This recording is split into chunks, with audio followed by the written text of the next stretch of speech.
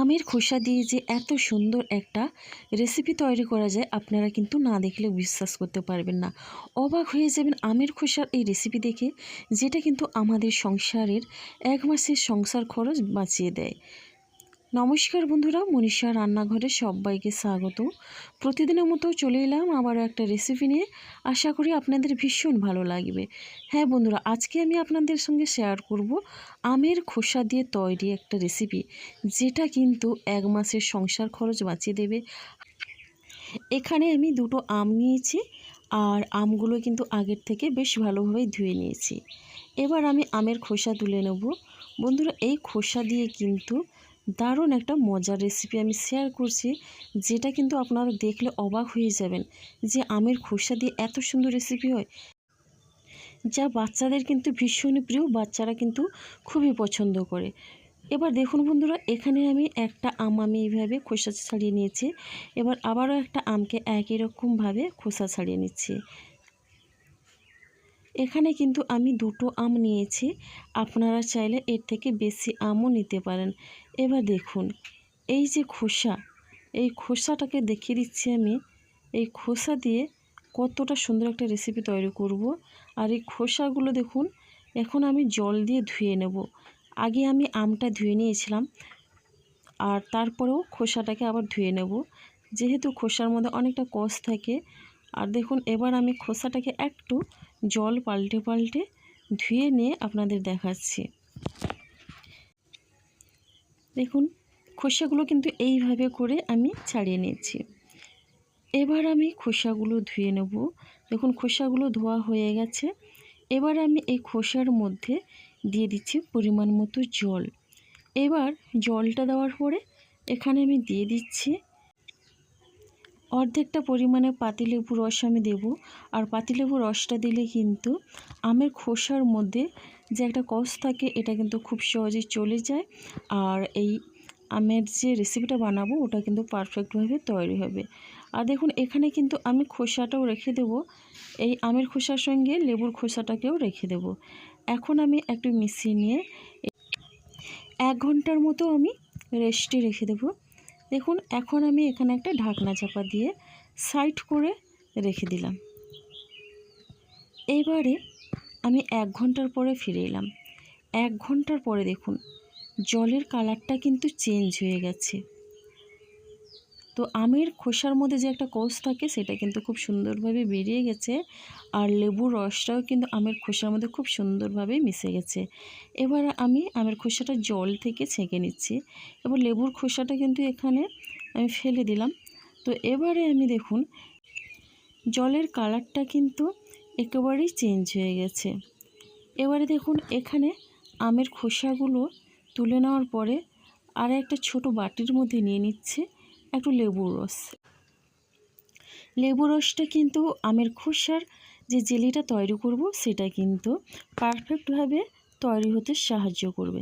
দেখুন এখানে লেবুর রসটা বের করে নিয়েছি। এবার আমি এখানে রান্নার জন্য গ্যাসে কড়াই বসিয়ে দিয়েছি। এবার কড়াইয়ের মধ্যে আমের খোসা দিয়ে দিলাম। তো এবারে আমি এখানে জল দিয়ে দিচ্ছি পরিমাণ মতো। জলটা দিয়ে আমি এটা এখানে ফুটিয়ে নেব। তো তার আগে দেখুন এইভাবে একটু নাড়াচাড়া করে নিচ্ছি। অবাক হয়ে যাবেন, অবিশ্বাস্য ব্যাপার বন্ধুরা, যে আমের খোসা দিয়ে এত সুন্দর জ্যাম বা জেলি তৈরি করা যায়, যেটা কিন্তু সকালের টিফিনে আমাদের খুবই প্রয়োজন হয়। এখন ঢাকনা দিয়ে 7-8 মিনিটের মতো আমি এটা রান্না হতে দেবো। দেখুন এখানে কিন্তু আমি 8 মিনিট পরে দেখাচ্ছি আমের খোসার কালারটা কিন্তু একেবারেই চেঞ্জ হয়ে গেছে। খোসাগুলো কিন্তু এখানে খুব সুন্দরভাবেই সেদ্ধ হয়েছে। এখন একটু নাড়াচাড়া করে মিশিয়ে নিচ্ছি। এবার এই খোসাটাকে কিন্তু আমি তুলে নেব। তো একটা ছাঁকনি দিয়ে কিন্তু আমি খোসাটা একটু জলটা ঝরিয়ে তুলে নিচ্ছি।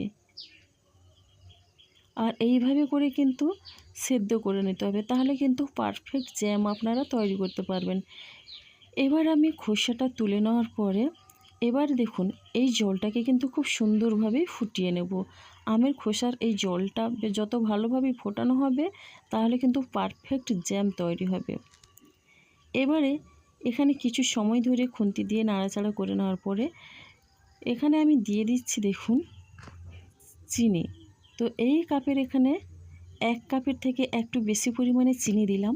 যেমন মিষ্টি খাবেন আপনারা সেই রকম করে কিন্তু চিনি দিতে হবে। এবার চিনিটা দিয়ে বেশ ভালোভাবে আমি মিশিয়ে নেব। রেসিপিটা ভালো লাগলে লাইক, কমেন্ট, শেয়ার এবং সাবস্ক্রাইব করে আমার পাশে থাকবেন। বন্ধুরা দেখুন, এইভাবে কিছু সময় ধরে আমি মিশিয়ে নেওয়ার পরে এখানে আমি দিয়ে দিচ্ছি খুবই অল্প পরিমাণে 1 চিমটের মতো লবণ। লবণটা দিলে কিন্তু স্বাদটা ব্যালেন্স করবে, খেতে ভীষণই ভালো লাগবে। যদি আপনারা লবণ পছন্দ না করেন এখানে লবণ নাও দিতে পারেন। এবার আমি লবণটা দিয়েও আবার ভালোভাবে এইভাবে মিশিয়ে নিচ্ছি। এখানে কিন্তু গ্যাসের ফ্লেমটা আমি হাই ফ্লেমে রেখে কিছু সময় ধরে এটা মিশিয়ে নেব। এবারে দেখুন, এই যে ফেনার মতো ওটা কিন্তু ফেলে দেব। আর এদিকে আমি এখানে ফুড কালার ব্যবহার করছি।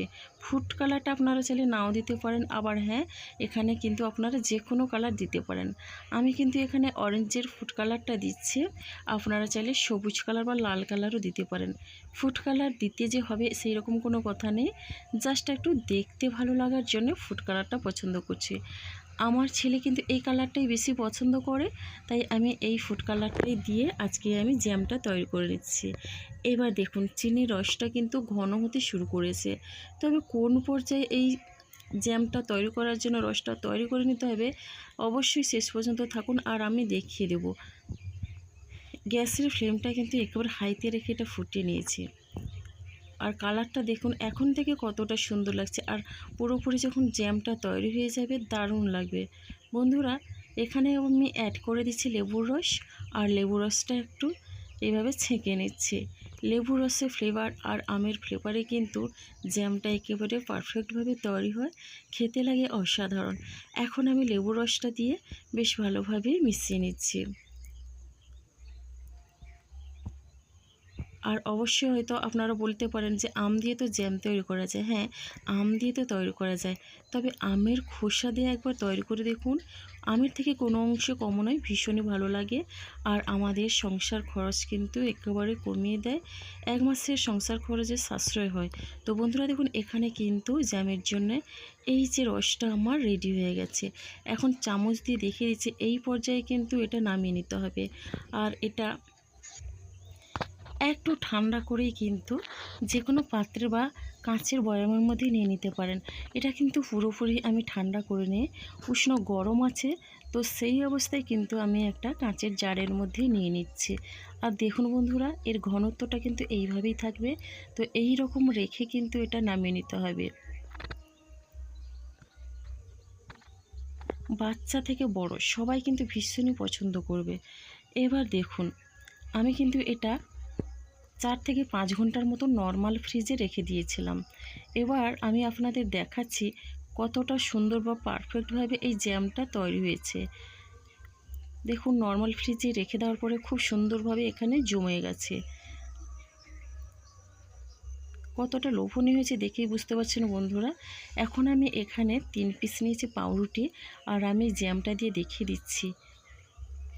তো দেখে বুঝতে পারছেন খুব সুন্দরভাবে এখানে আমি আমের খোসা দিয়ে জ্যাম তৈরি করে নিলাম। তাহলে দেখলেন তো বন্ধুরা, আমের খোসা দিয়ে অবাক করে একটা রেসিপি তৈরি করে নিলাম।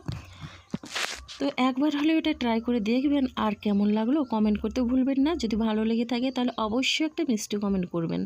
আপনাদের একটা মিষ্টি কমেন্ট কিন্তু আমাকে অনেকটা উৎসাহ দেয় নতুন নতুন রেসিপি বানানোর জন্য। তাহলে বন্ধুরা আজকের রেসিপিটা আমার এই পর্যন্ত, আর আগামীকাল আসবো আবারও একটা নতুন রেসিপি নিয়ে। আপনারা সবাই সুস্থ থাকুন, ভালো থাকুন। অসংখ্য ধন্যবাদ আর অনেক অনেক ভালোবাসা রইল। এই রকম আপনারা কিন্তু কাঁচের বয়ামে রেখে 1 মাস ধরে সংরক্ষণ করে খেতে পারেন। তো বন্ধুরা আজকের মতো কিন্তু সবাইকে টাটা।